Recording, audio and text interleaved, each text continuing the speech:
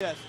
You know, this car is going to be one to watch tomorrow, not only because of Patrick Long and his gift, but Brian, he's got a new teammate. Yep, Colin Brown sharing the wheel of the 06 this weekend. And he comes under the start-finish line. Now, that is a checkered line. That's not the line we're using for timing. Watch, watch, watch. It's right close. It's that one there that we're using for the timing. So that's when the timing screen will change. And I like that because that means coming out the last corner, if we've got people dicing, unlike in Formula 1 where it's 5 meters away, we're going to have a drag race. Yeah, I love it. Patrick Long not loving that last lap. He is working hard. We talked about Colin Brown sharing that Porsche with him this weekend. Brown usually in the Core Autosport Prototype Challenge car. Good. I've not seen that much sawing action in a sawmill lately. I mean, look at that. You know, there are some guys that have a unique gift to make a Porsche fly. You know, there are guys that are just experts in making those cars dance, and Patrick Long is definitely one of those guys. And he's working all of that experience now, Johnny, isn't he? The thing that's great is if you'd only watched the hands, you would have expected to see a guy leaning back and forth, eyes everywhere.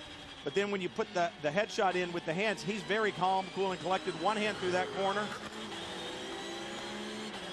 No worries. Going to reach down, make an adjustment, see if I can find a little more time, improve my car. Perhaps adjusting brake bias, maybe a sway bar adjustment. Just calm as can be behind the wheel. And 5th place is all he has at the moment on the timing and scoring monitor, the 06 car. Oh, got a lot of push there through understeer through that corner. And that, well, that proves the back end's hooking up all right there, Johnny. Yeah, you know, and we heard the Viper guys say that they are having a hard time getting their cars to turn with understeer, and you know, and again, it is indicative perhaps to this racetrack. There's a lot of nuance here that makes it very challenging. Patrick Long doing all he can. Spent some time this afternoon talking to Patrick Long, and he says this brand new car the Core Autosport has built for him this weekend actually feels a little bit better than the old car that was totaled at that race in Baltimore. But you look at this shot of Patrick, it's such a great shot. You can see the driver. You see how stable his body is. He actually uses a special seat insert to hold his hips still, because a lot of drivers that get out of these GT cars are so physical to drive that they have a lot of pain in their back and in their shoulders, and he thinks that that's a product of not being stabilized in the seat. So Patrick actually brings his own seat everywhere with him just to stabilize his core, and he said it makes all the difference in the world. Maybe not in a 15-minute qualifying session, but at the end of an hour or a 2-hour stint, he doesn't feel a thing. Yeah, he didn't improve there despite that. And oddly, having my hips and body stabilized in a race seat is not an issue that I've ever had. I'm guessing I might be a tad wider in those You have a pretty snug fit in the seat, always, is that what you're saying? Always John? in the seat. Yeah, you and me both. Antonio Garcia now being shown in second. Got it hard. He's not giving up. Patrick Long still pushing hard in that Porsche. It's Joey Hand, then the Corvettes of Antonio Garcia, Ollie Gavin, then the BMW of John Edwards, and Patrick Long in the 06 Porsche that we look at being shown, rounding out the top 5. I understand there may have been a problem on the floor, perhaps a bit of a fire in back. And pit lane crews looking. See the fire extinguisher there. You know what? You got to really give credit to Joey Hand. He's on the pole right now, more or less, at 17-1, smoking Antonio Garcia in the Corvette, who is a 17-4. And, man, anytime, you don't see in GT category that often that big a spread of 3-4-10s.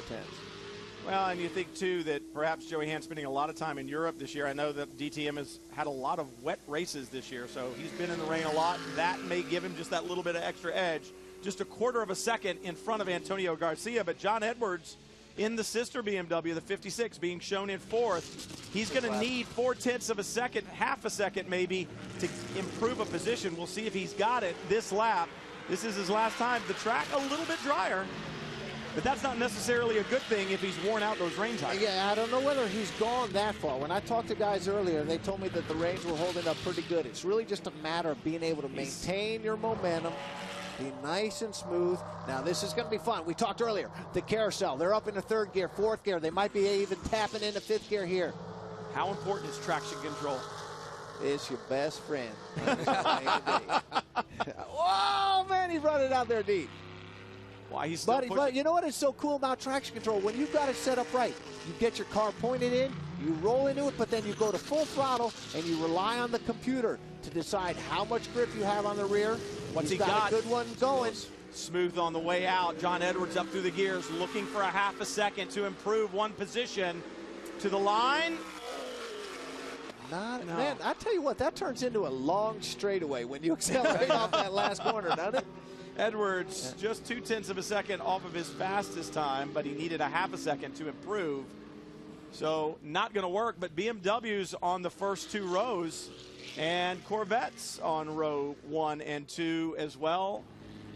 GT qualifying in the books, and for Joey Hand, pretty special return to the American Le Mans Series.